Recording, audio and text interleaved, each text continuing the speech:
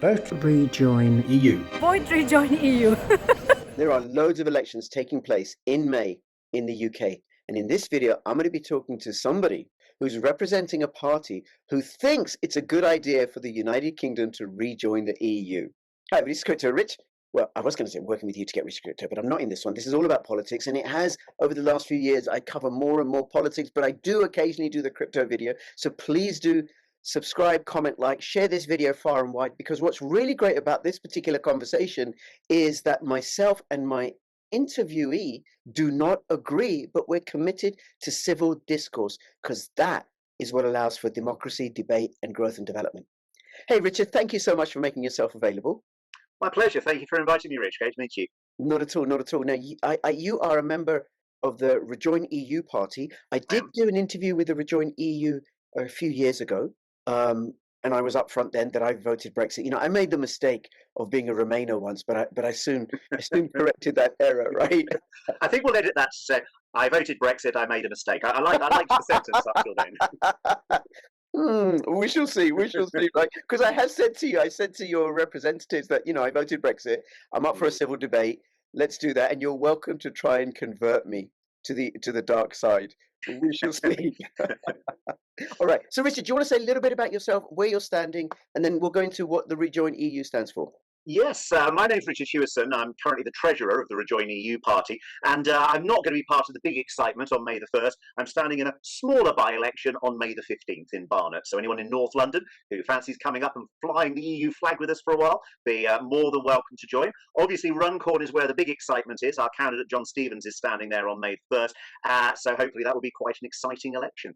Yes, yes. And just on that, for people who don't know in the UK and elsewhere, the Runcorn by-election is for a member of parliament because the sitting Labour member, Mike Ainsbury, got found guilty of punching repeatedly one of his constituents and thus had to resign. Quite right, too. So I just want to check, you're not using that as a campaigning strategy, are you? No.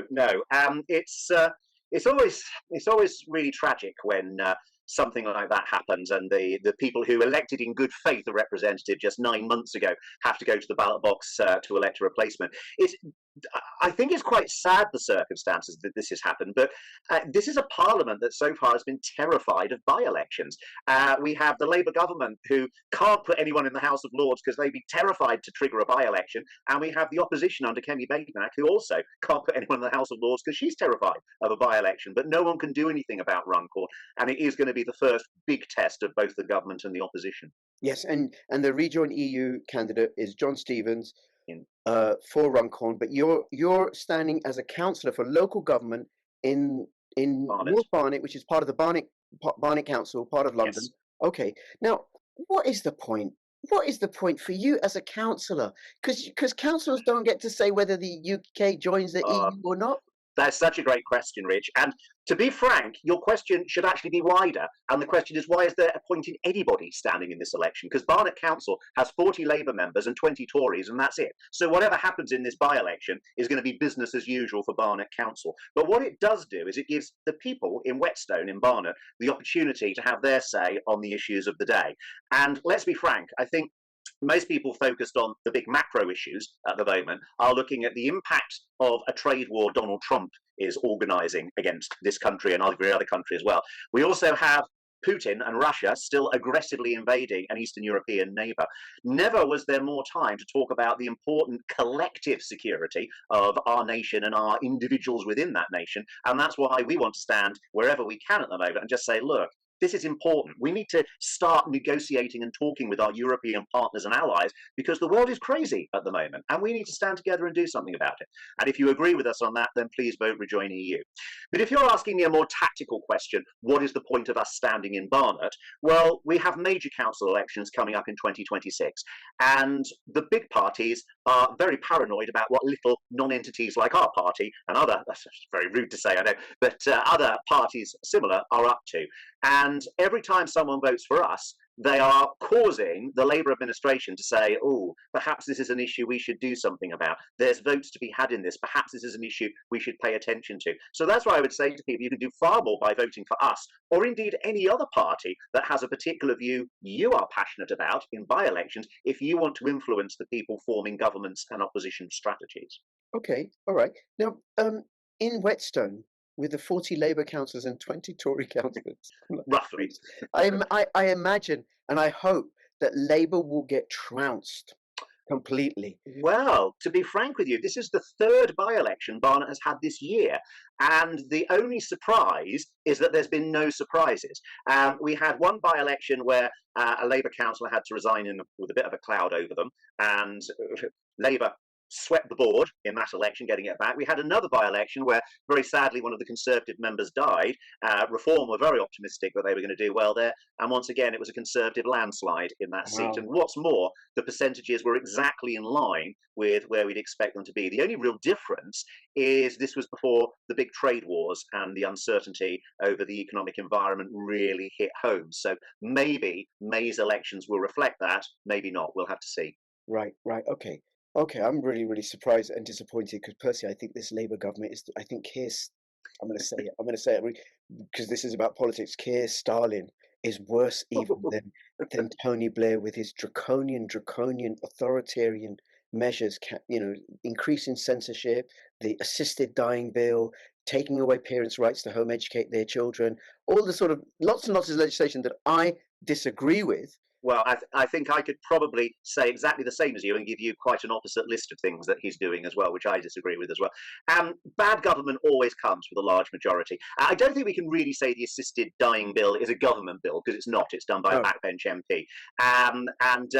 Again, I won't get us diverted from our main message, but it does open up a profound philosophical debate, in my view, of the human rights that you have as a citizen of a society. And quite frankly, let's be honest, we like to think we're free, but we're not that free. We're constrained by a lot of things. The freedom to choose when you actually bring your life to an end if you're in pain, I'm actually quite supportive of. So that's the one thing going through Parliament at the moment that I would feel mildly supportive of.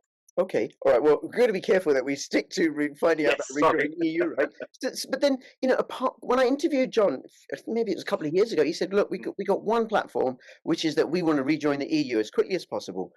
But if you're elected as a councillor, you're going to have to do other things as well. If I'm elected as a councillor, well, first of all, that would be an astonishing result.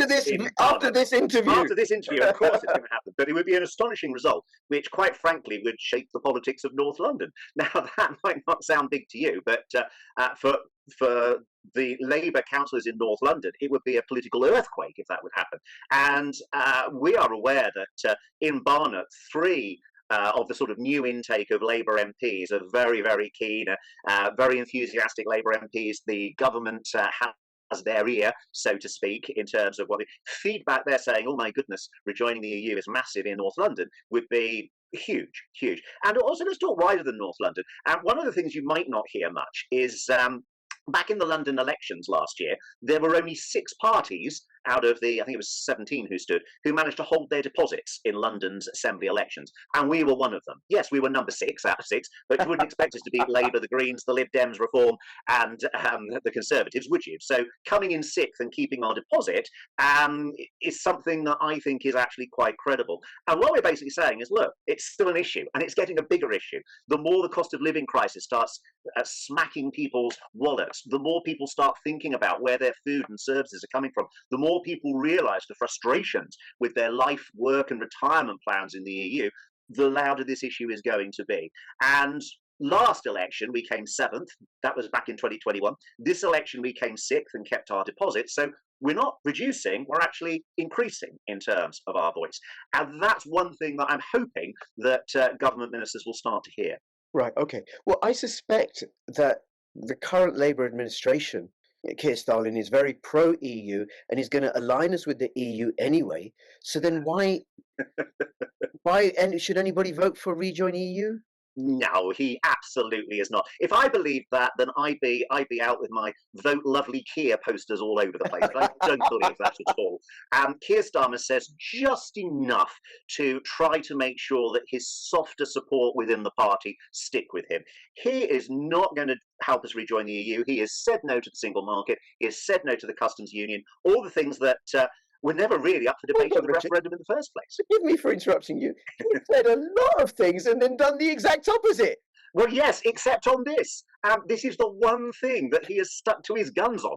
Now, obviously, it's always disappointing when you elect a prime minister and they turn out to do almost the opposite of what they said, apart from the one thing that I personally really wanted to do the opposite on. So yes, I think, but again, let's be frank about the political environment, Rich.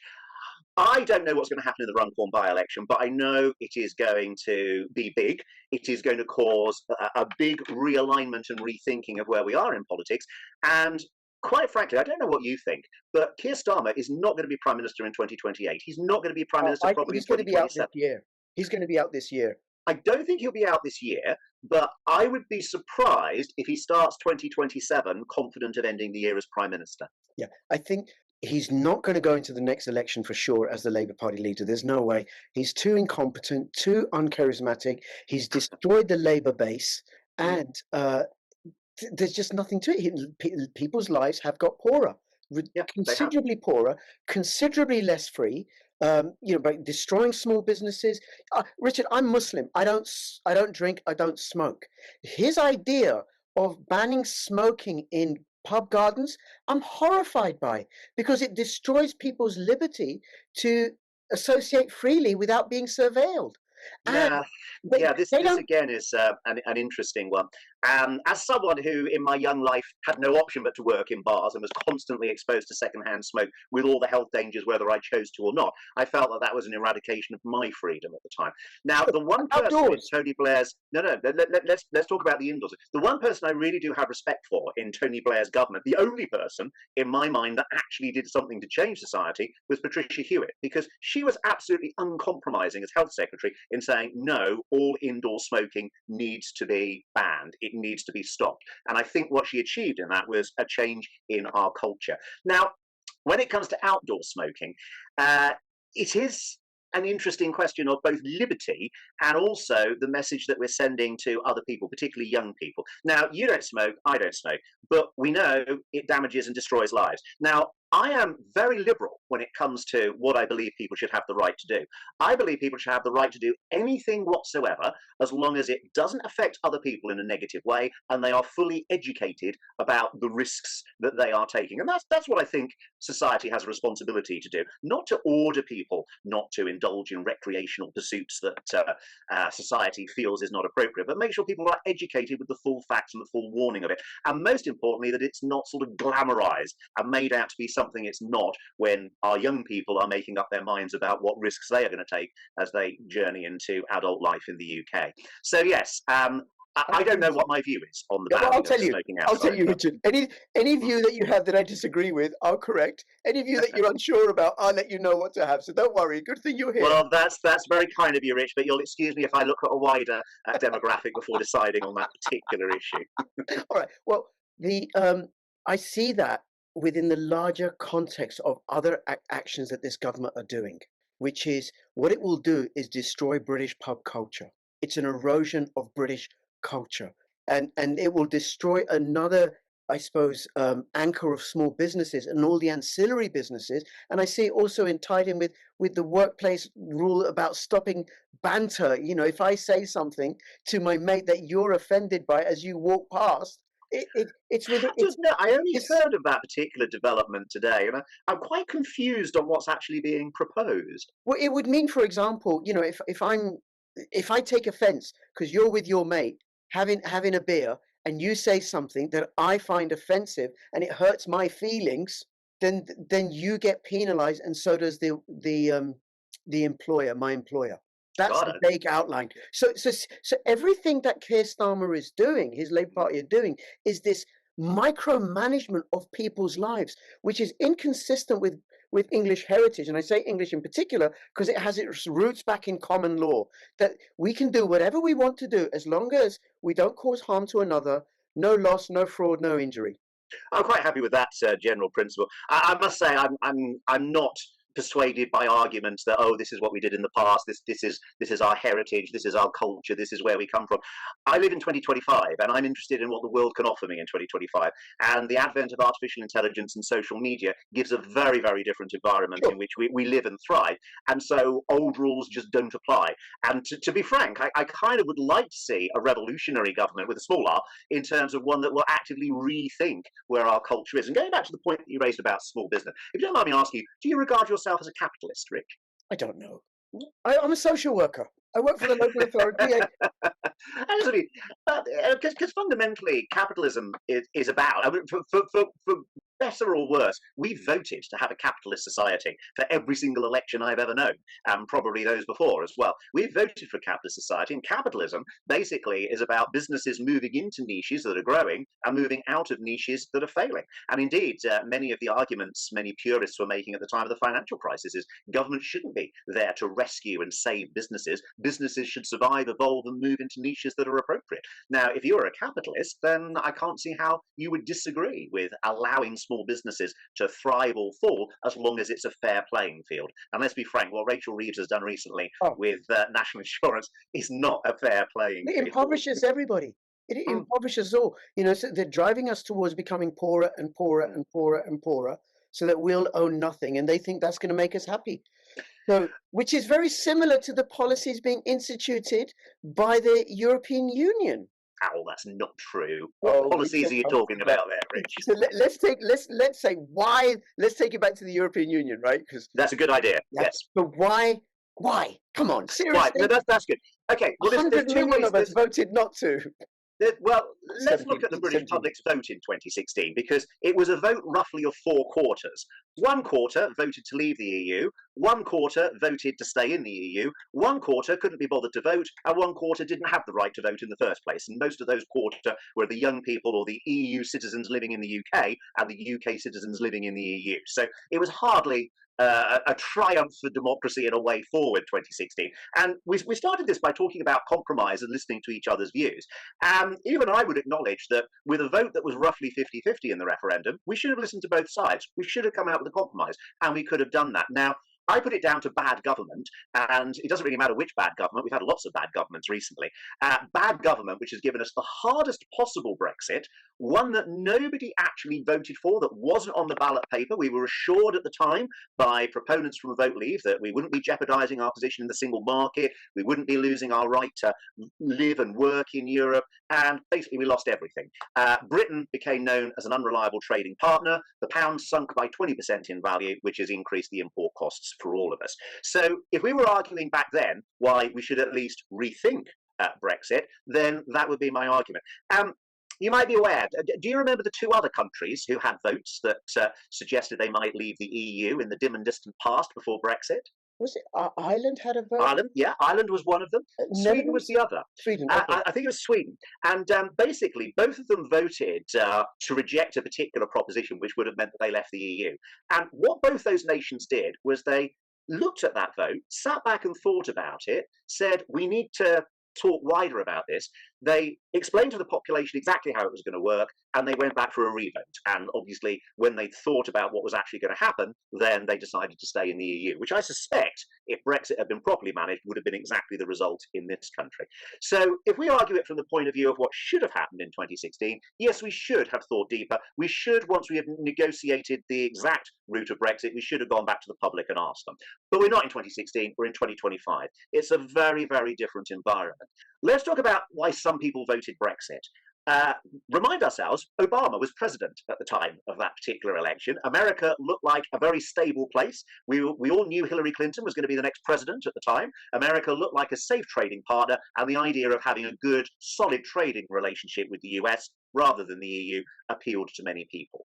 At the same time, we knew that we should be a little bit worried about what was going on with Vladimir Putin, but it didn't seem that threatening on the security environment. We know he'd invaded Crimea. We know that Russian agents were trying to interfere with the UK elections as a dress rehearsal for the US elections, but we didn't think much of it.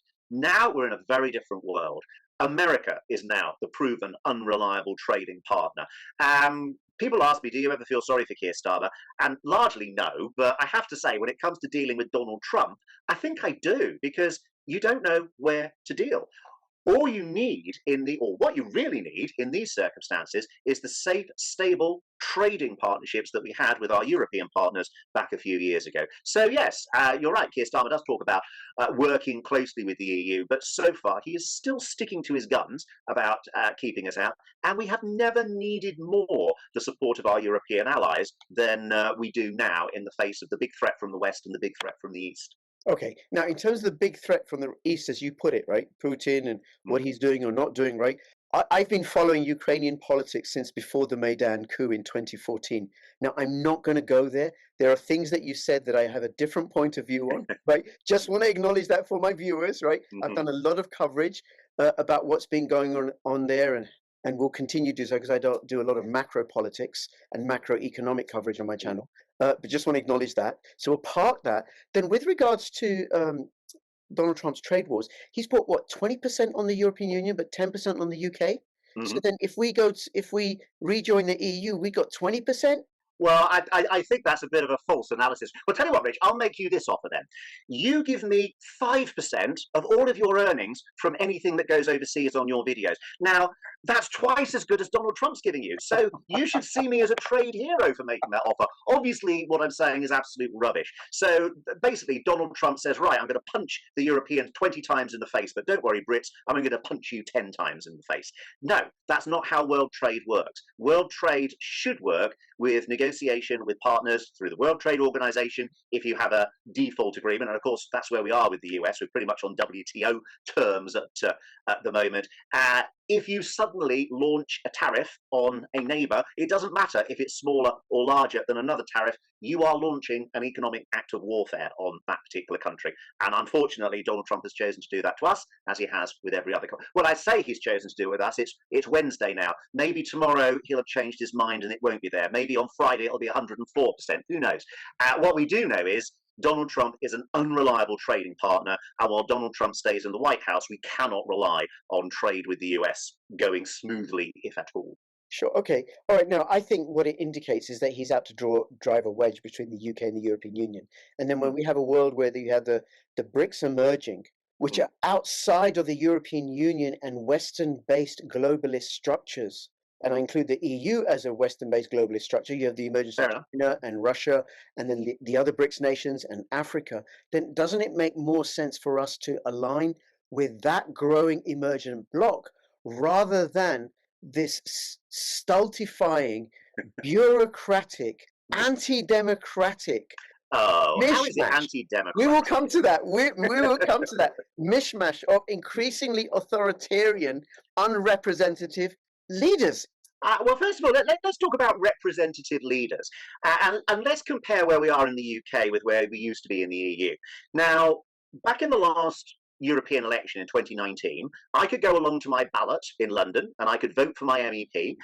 Because of the system in place, basically 90% of people who voted in London got a representative on the European Parliament, and the representative I voted for went directly from London to the European Parliament, and that representative directly voted for Ursula von der Leyen to be EU Commission President. So a straight democratic line of accountability. Now compare that to the 2019 election in Parliament. Who was her competitor in that election? Who was her competitor in that election? Her competitor in the election was someone who went to the council and said, I would like to be, I can't remember his name, I would like to be the commission president. The council recommended Ursula von der Leyen. The European Parliament had a straight vote to accept or ask for another candidate, and it's done that before. And where did Ursula von der Leyen get elected? Where did she answer to the electorate? Which European people voted for her? The people who voted for their MEPs to go to Parliament. No. Which European citizen? Which European citizen voted for Ursula von der Leyen? Now let's look at the UK. Nobody voted for Boris Johnson in 2019. Nobody voted for Keir Starmer in 2024. We all voted for our MP to go to Parliament. Now the difference between the EU and the UK is 90% of people in London got a representative on the UK Council. In my constituency, less than 30% got an MP. And even that MP, when she went to Parliament in 2019, she didn't even get a vote as to whether Boris Johnson should be Prime Minister in 2019. It was appointed by the King. So to say the EU is undemocratic, I'll accept the EU has a flawed democracy. I'm definitely not going to argue that. But the UK is even worse when it comes to democratic accountability. And if you would argue, which I suspect you would, well, okay, but everybody knew Boris Johnson was on the ballot paper. I tell you, nobody knew bloody Liz Truss was on the ballot paper, and that would have had a very different outcome in 2019. And not only did Liz Truss then get 90,000 votes to become Prime Minister of a nation of 69 million, after her, Rishi Sunak, who was never elected Prime Minister and specifically rejected by his party as Prime Minister, then just walked in as Prime Minister afterwards. Now, if we compare that to the European Union, what happened last time an EU Commission President resigned? Well, there was an election in the European Parliament. So the new Commission didn't just walk in, they had to win the votes of the majority of European MPs who were elected directly to us. There's a couple of key differences. And I accept your criticism of how Sunak and Johnson and Truss were appointed. I want more democracy, not less, right? But there's a couple of key omissions. Go on. Keir Starmer has to answer to his constituents in Holborn come the next election. Boris Johnson has to answer at the ballot box as a constituency MP. So does Liz Truss, so does Richard Sunak. When did Ursula von der Leyen have to answer to European citizenry?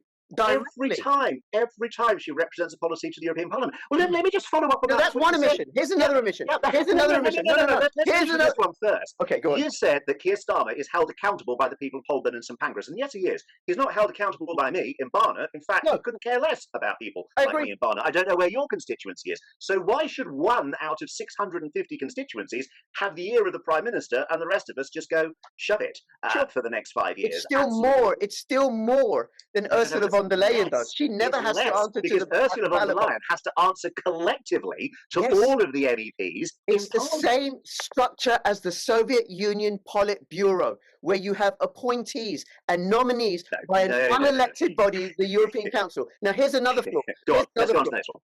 So, in October, the European Union have said they're going to launch a central bank digital currency. Do you know what that is? No. Okay, a central bank digital currency is a blockchain currency that's completely controlled by a centralized entity. So it's not decentralized like Bitcoin, if you know anything about that, right? And it's also programmable. Go on, I'm listening. It will replace, it's called the digital euro. It will replace the current euro, right? But there's no privacy to it. The government will know every single purchase that you make. It'll be programmable at source so that they can withdraw money from source. They can limit the amount of money that you spend. They can limit what you can spend it on. Now, this is all public information. It's the design of CBDCs, right? Supposing I, as a European citizen, and with other European citizens, we object to this, what can we do to stop that or reverse that? Well, I have to say, from what you said so far, it sounds like a very good idea. Now, obviously, I don't know. It's totalitarian, Richard. No, it's not. It's not. Of privacy. So you are saying that money in dodgy brown envelopes being slipped to people anonymously is a better way of going? Why shouldn't we? I'm saying I don't want the government to be able to restrict my food choices. But you're talking about reporting and restricting. So how would the European Union restrict what you did? How would they stop you? Because they can say, you can't purchase this. The guy... and what would this be? Something illegal, presumably? Sorry? No. And what would this be? Something illegal? No. So give me an example. I'll give you an example. So I forget his name. The head of the Bank of International Settlements, right, which is the central bank of all the central banks, have said that they're going to put in place, they want all these banks to put in central bank digital currencies all over the world, all the ones that they are in charge of or whatever, and they say it will allow them to control what people buy and spend their money with. Now, the World Economic Forum, to which the European Union is closely allied to, have also said this will be the intention of CBDCs. If, for example, someone buys too much steak that the government thinks is bad for them, that can be restricted. If the government thinks that this person should not have an airline ticket to go and fly to another part of the country, they can restrict that. If the government thinks that this person should be penalized for something, they can take money at source without recourse to any judicial process. It also allows them, the government can also, with a CBDC, can also diminish the amount in the CBDC slowly, thus increasing the velocity of money, encouraging people to spend the money versus saving the money. Now, if I standard money supply techniques, isn't it? Yeah, but it robs people of their financial liberty. If I don't No, have no, no, no, no, no, freedom, no. We've got to stick to two. There's two things that you said here, which in my mind are not necessarily going together, and you're treating them as if they are. First of all, the reporting of transactions, then the limiting of transactions. In terms of the reporting of transactions, pretty much that happens anyway now. Your bank statement, my bank statement will say exactly where all the money's going. not I if you know use cash.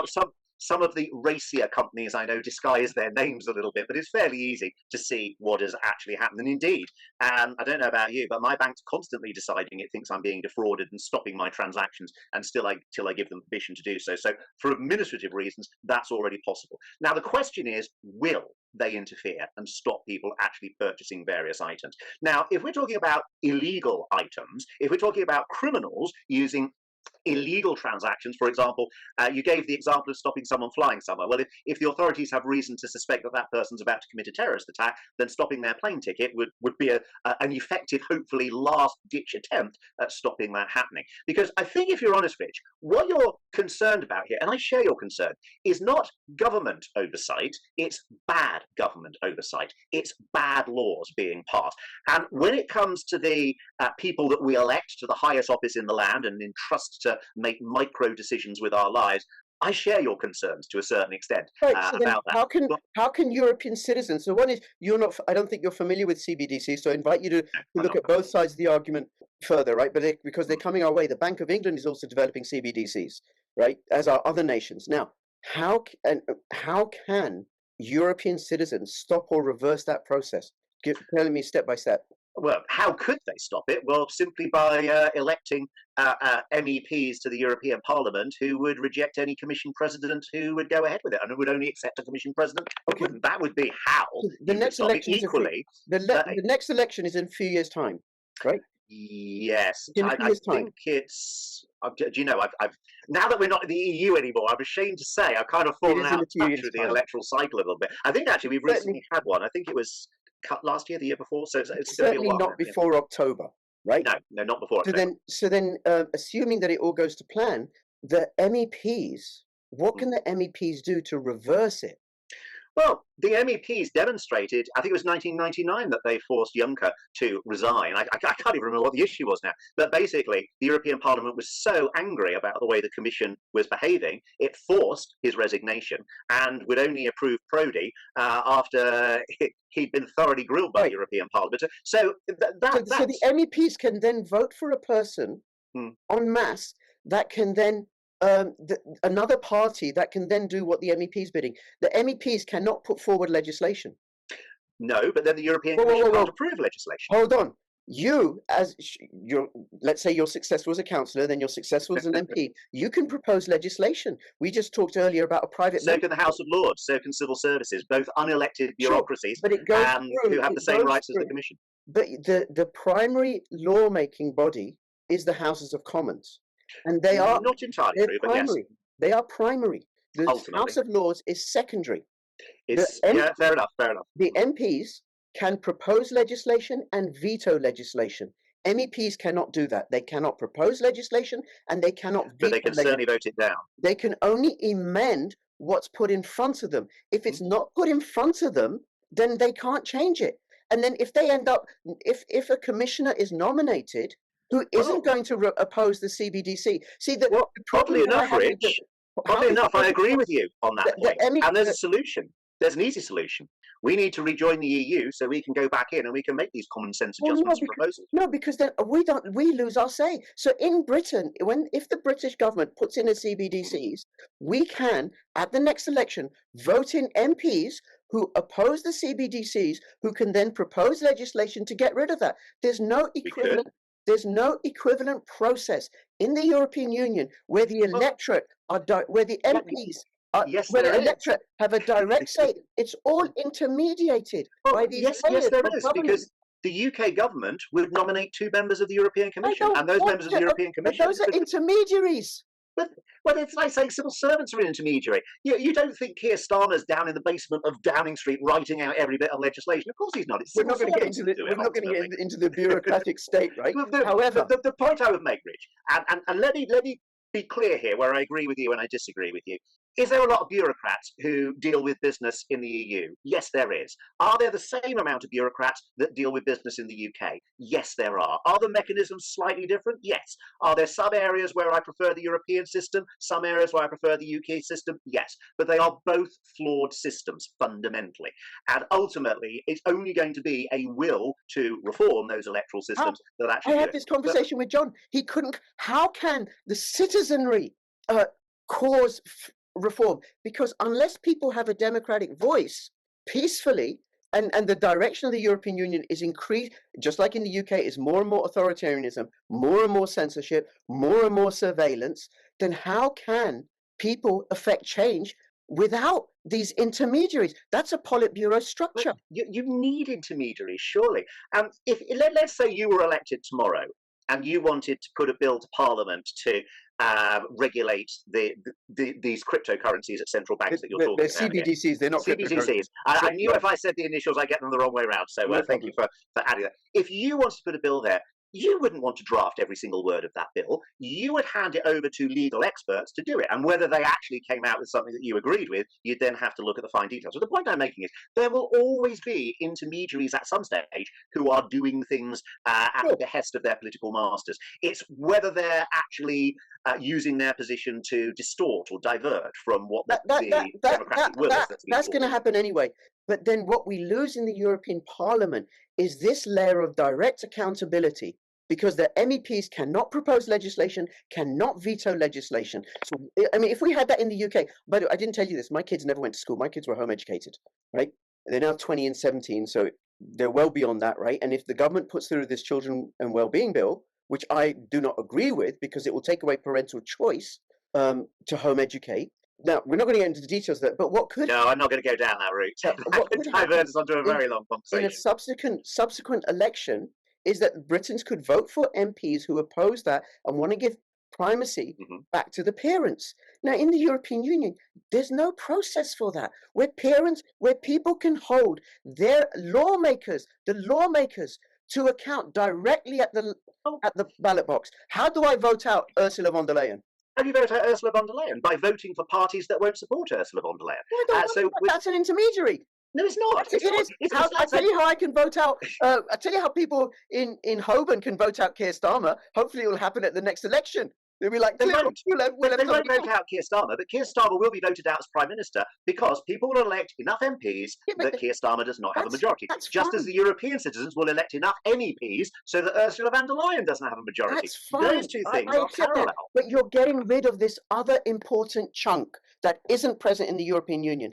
That's not being addressed. You keep going back to, well, it's not that great in the UK, and therefore it's okay if it's similarly bad in the EU. No, I did not say that. Okay, so fair enough. I accept that. In the UK, you have this bit, which I think is really important, and you don't have it in the European Union. You have the European Council, again, not directly elected. You have the European Commission.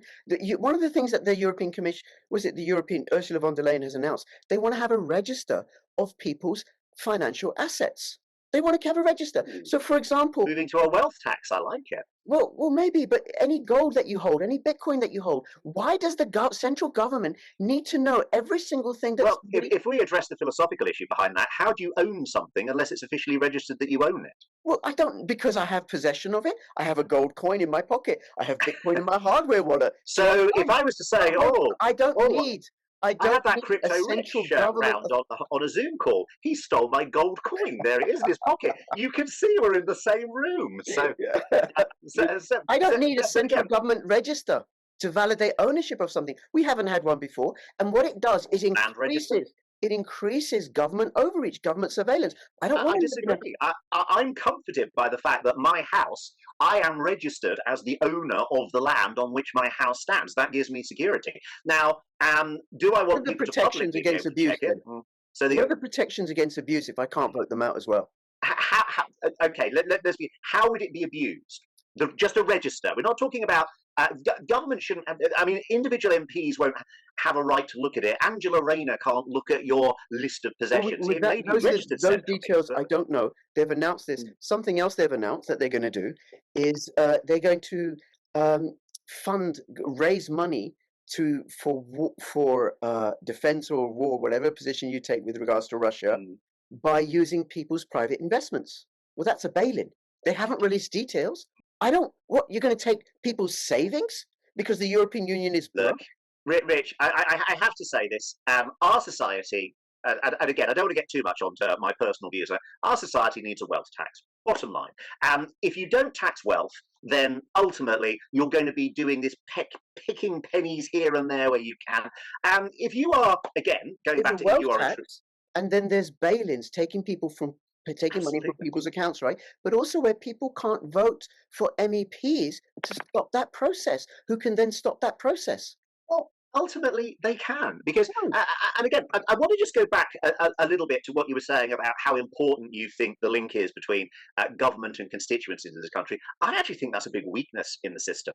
I don't want Keir Starmer in Holborn dealing with someone's tenancy agreement. I want him being Prime Minister of our country, going out negotiating with the world. So I want him accountable to the MPs in Parliament, but I don't really want him as an MP in Parliament. I would like the executive to be accountable but separated from the MP base. Do I think it's good that everyone's got an MP that can go to Parliament and go to the European Parliament and raise whatever concerns, issues, and questions their constituents have? Yes, I do. But that should be raised to the executive. They shouldn't be part of the executive. Otherwise, it leads to unfairness where certain areas everyone's represented well at the heart of government, certain other areas people couldn't care less. I'm in an unusual area, well, not that unusual, in that I've happened to have a government MP both under the Conservative government and this Labour government. But if you're unlucky enough to have an MP in an opposition party, the amount of attention you get from the government is minuscule. And it's Sure. because of this link between being an MP and being on the executive, which I think should be completely separate. I accept that, but what I appreciate and don't want to lose is the direct accountability at the ballot box, Mm. because then you, with layers with intermediary layers, you remove decision making from people, you increase the level of disenfranchisement, you reduce the level of accountability to the demos. Mm. That's the big bugbear. And I said this in my interview with John. And by the way, you asked me if I was a capitalist. It's very funny because before lockdown, I would have said I'm very, very left wing. And what happened was I started off as a Remainer. Then I watched this show, this conversation between Nigel Farage and George Galloway. Mm. Now, George Galloway was mentored by Tony Benn, one of my political heroes. And I thought, oh, this is going to be fireworks. Farage versus Galloway. Come on, come on. And it was a really great civil debate. And Mm. one of the things, I don't know what Farage or Galloway said, but they said that the left wing, the Labour Party, were opposed to the European Union. Tony Benn was opposed to the European Union. Many And of them were. Yeah. yeah, and I didn't know this. And I started investigating. It's like, yeah, they were. And Tony Benn said he had, I think, 5 questions. He said, this is what you need to be able to ask your lawmakers. Who are you accountable to? Whose interests do you serve? I can't remember all of them. Mm. And how can I get rid of you?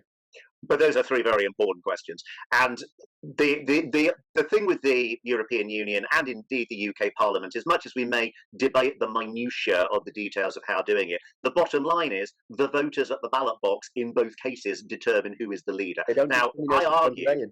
Say again? They don't get to vote out Ursula von der Leyen. They don't get to vote in.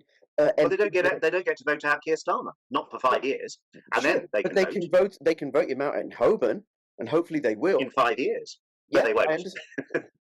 That's the one prediction I'll make you for 2029. Keir we shall Starmer will see. keep his seat. We shall He see. won't be. I don't think he'll be prime minister, but he'll keep his seat. Fine, but they have that option, right? They don't have Yeah. that option for Ursula von der Leyen. Nobody No, does. they do. When, Because when does she campaign? Well, how many because elections has she won? I knew when I was voting for the, I'll just full disclosure, in 2019, I did vote Lib Dem in the European elections. I knew what my Lib Dem MP was going to do when they got elected. Indeed, the Labour MP. One of the Labour campaigners actually came up to me trying to change my vote and says, look, if you vote for us, we will support Ursula von der Leyen as European Commission President. We will be part of the majority. So yes, the candidates and their campaigners knew exactly who they were going to vote for, and that's the story all over Europe. Okay, but you can't propose legislation.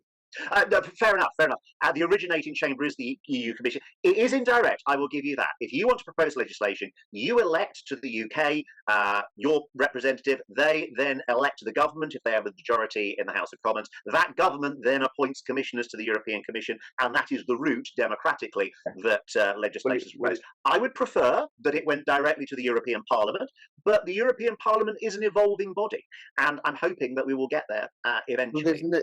I've not come across any proposal by how which it can be reformed. There's something else as well. There is a process by which European citizens can lobby for change. Go on.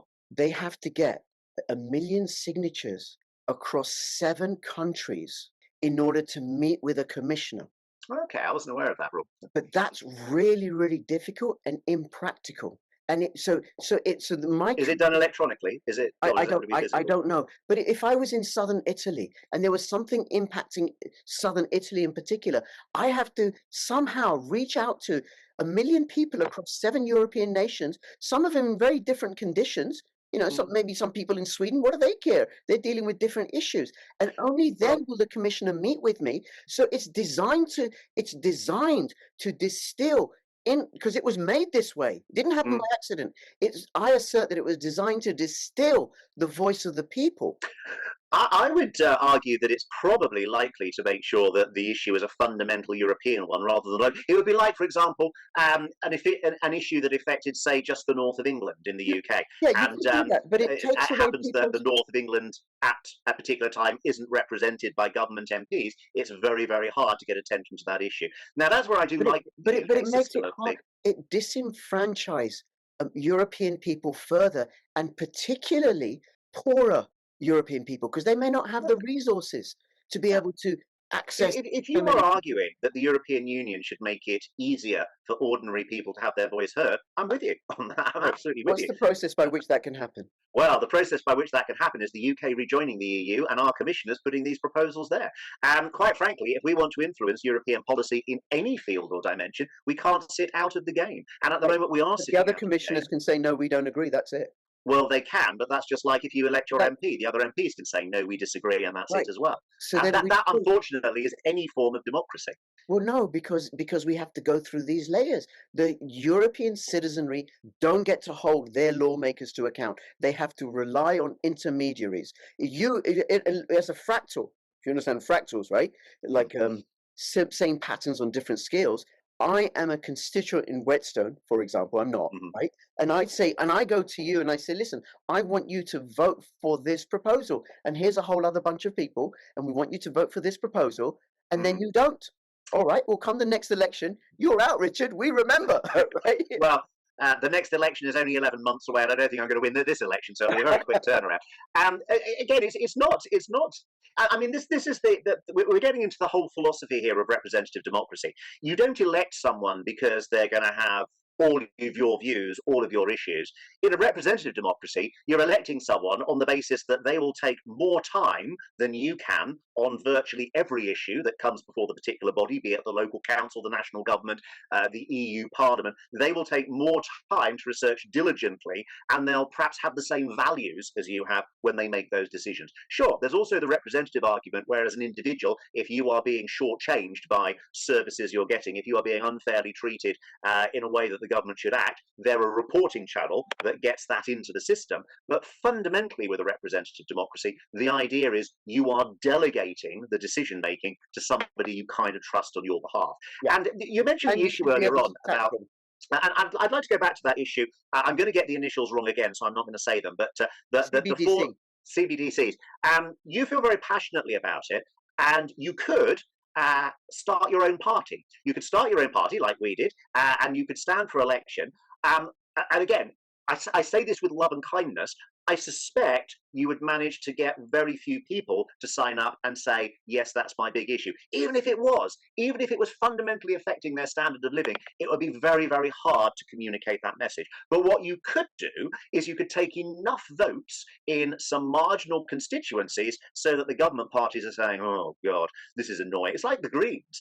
No one was environmental in the Labour Party or the Conservative Party until the Greens started stealing their votes. And then, my goodness, they came on board with a lot of the decent environmental policies. So that, unfortunately, is the indirect way that individual issues tend to influence politicians in this country, and I suspect most others as well. Okay, all right. Well, thank you, Richard. I want to move this on because I'm conscious I've got a hard stop. I've got another interview with a ex-US military cyber intelligence guy, and I want him coming in on this, right? We'll be Well, I'd looking love him to be here, but anyway. looking at the state of the US. It'd be a bit of a surprise and say to him, Steve, look, meet Richard. Okay, so in terms of the economics, so I assert that the EU is fracturing and will not prevail. Now, this is speculation on my part, right? And why I say that is because if I think of a team, the metaphor of a team, when a team is winning, they're cohesive. The team is losing. And why the team is losing is because the European Union is broke and getting broker. Germany is now going to let go of its debt brake, so they're going to run. Oh, you mean financially broke? Okay. Financially broke. They're going to run up debt bill. The German manufacturing was the powerhouse of Europe, providing most of the income. They have sanctioned themselves off cheap Russian gas. They're not going to be able to compete with the rest of the world in terms of manufacturing. Their major market, the European Union's way of amassing wealth, was to make high quality manufactured goods that they could sell to America. Well, they can't compete without cheap energy, and you can't run a modern economy on solar power and wind power. There isn't enough affordable silver in the world, never mind copper, to run European Union or Britain on solar panels and wind panels. There just isn't enough. It'd be ridiculously expensive and unaffordable, but you can't run furnaces and factories on wind power and solar power. So then EU's got no way of making money. Meanwhile, the threat of war is accelerating the drain of finance from the euro-dollar market. Europe is, so what they want to do, they want the UK to join so they can extract what little wealth is left in the UK. Europe is, they got no way of making money. They got no way of making money. What are you going to do? I'm not sure there's that much wealth left here, Rich, to be quite honest. We do have gas and coal and oil. If we would only dig it up, we could dig money out the ground. You make a very specific prediction there, but you are starting from a very general claim. And I have to say the general claim, let's start with that. We are experiencing a time of global financial turmoil, and people react in a bad way to that. We've seen that throughout history. The Second World War and the lead up to the Second World War after the Wall Street crash of the late 20s, of course, is the prime example. People start to feel poor, they panic, they look for radical solutions. The radical solutions tend to be even worse than the current solutions, and so institutions tend to fall apart and disintegrate. I hope the EU won't be one of those. The United States is just as likely to fracture by that analysis, I have to say, as is Russia likely to fracture too. But the point I would make to you, and this perhaps, given the time, is probably my closing point, we have a global problem. We have an environmental crisis on a global scale. We have corporations that run our life on a global scale. The only way we are going to solve those problems is by governance on a global scale. Whether that's hard governance or soft governance, there needs to be global representative mechanisms that take into account what is going on around the world and act for the planet in general. The age of small nations is over. It's long, long over. And trying to become a smaller and smaller and smaller cog in the wheel, representing a smaller and smaller percentage of the population, is not going to solve the world's problems, and it's not going to solve humanity's problems. Now, at a time of crisis, coming together and unifying is the last thing human beings do. We know we all talk about it in songs, we never do it in practice. So I hope the European Union doesn't fragment, because quite frankly, the collective future of this planet is going to be the European Union, the BRICS, the United States, China, well, China's part of the BRICS, coming together and solving the world's problems. And the more we divide by things like Brexit, the longer in the future that is going to be. So I really hope you're not right about the European Union collapsing. I hope I'm not right about the USA collapsing, because if it does, it's just going to be more chaos and more division. Richard, there's things you said in there that I could respond to. I'm not going to. I'm going to give you the good grace to have the last word. That's very charitable. Thank you. I really enjoyed this conversation. I so appreciate Rejoin EU as one of the smaller parties that are willing to come on my channel, because I've reached out, I told you before, I've reached out to loads of these climate change parties and Just Stop Oil and Extinction Rebellion and Green Party. They won't come and talk to me, right? But I do appreciate you coming and talk to me. And, people can follow you.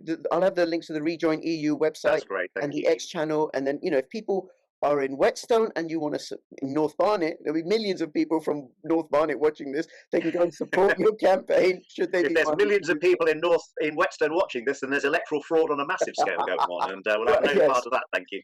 Fair point. But they might want to come from surrounding areas to cheer you on, right? Really appreciate it. Love to have you back on at some point. Thank you, Rich. It's been a pleasure. Thank you. Vote Rejoin EU. Join the EU vision.